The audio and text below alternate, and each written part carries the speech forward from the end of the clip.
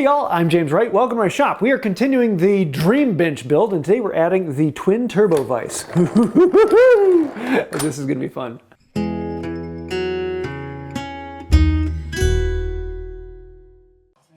This thing has more gears and gizmosity than Hand Tool Rescue and Halloween. And yeah, this is going to be a fun project. But first we need to come back over to the bench and address it. I need the end of this to be perfectly flat. We cut it with a handsaw, so it was a little ways off, but coming in with a low-angle jack makes a relatively quick process of it. I just want to make sure I have a good, clean, flat surface that's square to the top. For the chop, we need to actually start by jointing one edge, and this is going to be made out of two boards that will get put together. One of these boards we need to cut out a recess for the gears and everything to fit into. So we're going to start laying that out on the board, and this board is a lot longer than it needs to be just because I wanted to cut it down after putting all the gears in rather than having to do that beforehand. So we're going to remove this section out of the middle that the whole gear mechanism will fit into.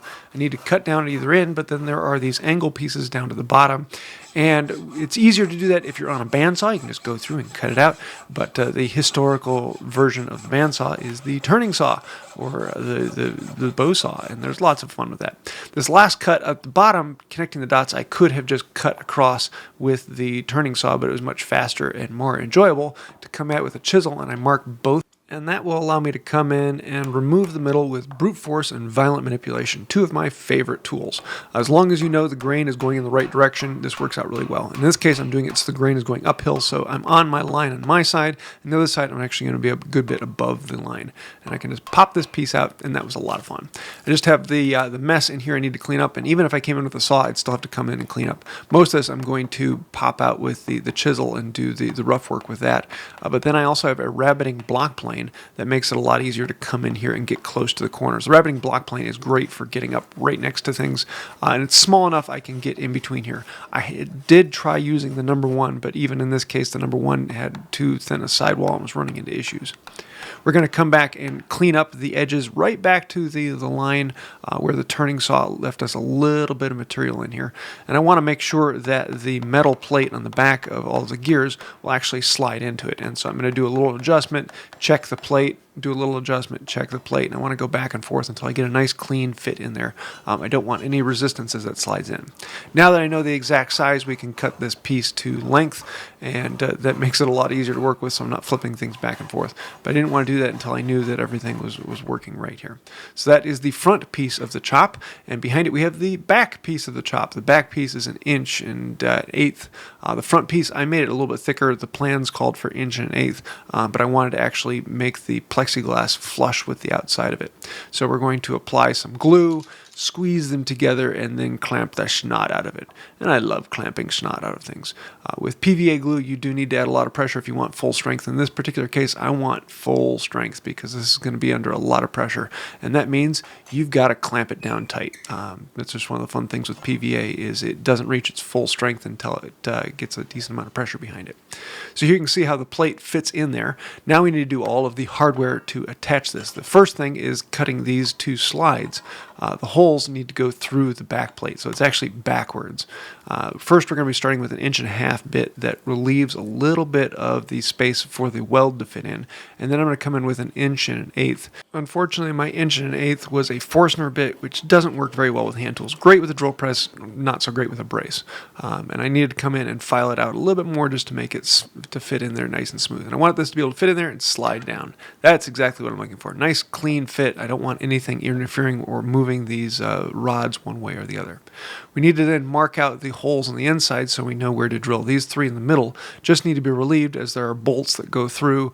They don't interact with the wood, and we just need to remove some material so that they don't hit anything. So I'm just going to use a 3/4 inch auger to go down a little ways so that the bolts sticking out the back don't run into anything. There are also 4 holes at the corners, and these are going to be drilled and tapped. And we want to drill them most of the way through and then come in with a tap and clean them out. And yes, you can tap wood, and yes, it is incredibly strong. So this is a very good way of mounting things. This whole assembly is actually attached to the underside of the bench with tapped holes. Now on the back of this, I want to relieve a little bit of the angle. So I'm going to be taking off an 1/8 inch at the bottom of the vise jaw, and that will give me an 1/8 inch angle from bottom to top. This will stop a little bit of that racking. So I'm going to draw an 1/8 inch line at the bottom and then taper it from one side to the other. And so I just take a pass at the bottom and then another pass at the bottom and one pass farther up and go back and forth on that until I get that taper on there. Now let's get over here and work with all of the gizmosity and fun. Now Andrew Klein has a whole video on installation, really good information. The original one you're going to find is for the old one, and there's some differences in that, so you have to do a little bit of searching. But he has a really good tutorial on putting most of this together. And so you just follow along with the video. Screws, gears, it's all there, and it's actually a really enjoyable process. I really had a lot of fun with this. You can see how the rods come through and they run on bushings on either side, and then the main gears sit on either side. This is one of the differences between the guide, the original guide, and what he is now selling, is that there's these little plates that go on, and these screw on to actually attach the main gear to that, so that the rods don't slide out the back. And then these are the shifting gears, so that you can actually go between high gear and low gear. And those are also running on bushings.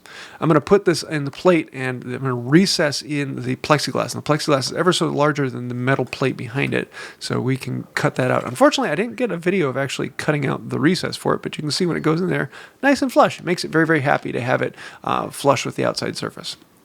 Now, we need to mount this thing to the bench, and that means I need to flip it over so I can work on the underside of the bench. You can see the recess on the other end for the pattern maker's vise, but we're working over here, and this will be my main vise in the end. These are the blocks that will actually hold this whole vise to the bench. The one closest to the end is a slide with a bushing. He is about to be selling an upgraded version of that, which I might get in the future. But these are all just tapped into the wood, just like before. So we drill the pre-hole and then come in and tap them out, and that is all they need, is to be bolted in there. And it is beyond strong enough, so it's not one of those things you have to worry about. I may come back in the future and actually recess these into the bench because I have a 4.5 inch thick bench. I might want a little bit less material there. We'll see how it goes. I'm not 100% sure, but it's relatively easy in the future to cut those in, and then I need to cut a slot for the screw to fit in as well. Now I want to make sure that the jaw is parallel to the face of the bench, so I can measure that out, and these screws aren't actually attached or in the gears. Once I know that that is equal, now I can put the gears in there and mark them so that they're in the right place.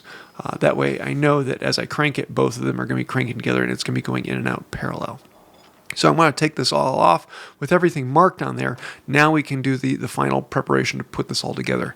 I'm going to put the plexiglass face on there and then run the bolts through the main gears and make sure that everything is exactly where it needs to be. And then once I get those bolts through there, then we can do the fun part of tearing off the plexiglass cover and making it so pretty, and you get to see inside, and it's just a very satisfying moment. I don't know much more to say other than I really enjoyed this part.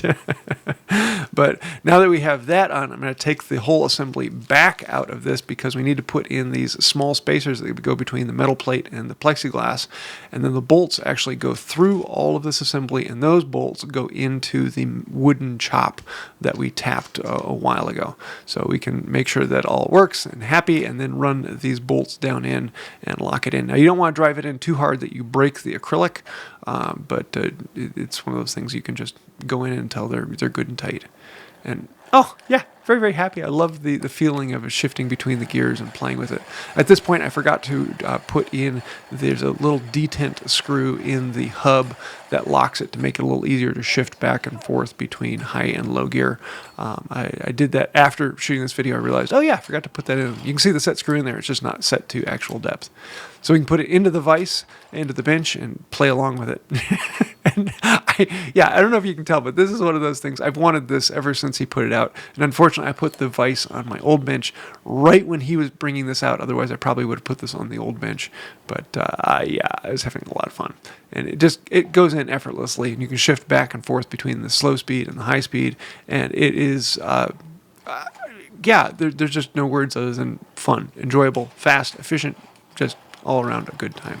So I don't know if you can tell, but I really been enjoying this process, and I'm looking forward to the next. But for right now, we're going to be having some fun with our twin turbo. Happy.